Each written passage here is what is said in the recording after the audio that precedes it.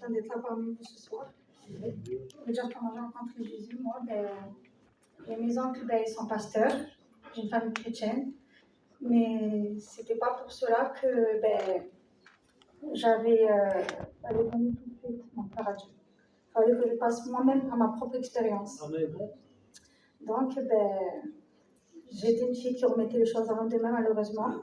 J'ai perdu du temps en faisant cela parce que je disais quand je vais grandir, quand je vais comprendre, quand je vais me marier, quand je vais tenter de me baptiser, voilà.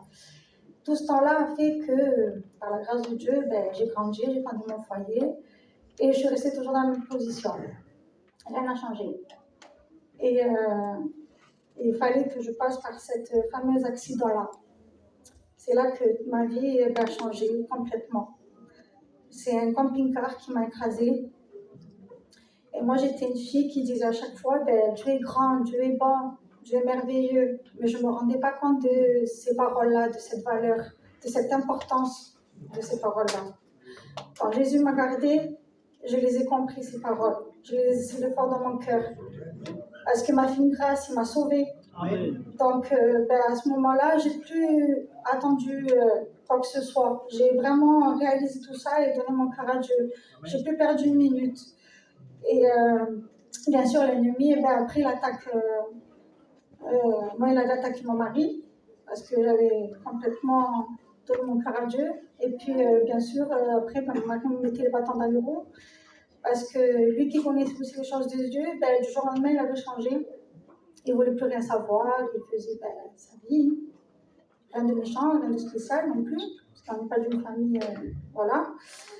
Mais moi, j'avais ce désir en moi qui commençait à y être, à se baptiser. Je commençais déjà à me poser des questions parce que ça parlait de baptême. Et je savais que mon cœur, Jésus me l'avait préparé à cela. Donc, je disais, Seigneur, en t'entendant que Dieu fasse.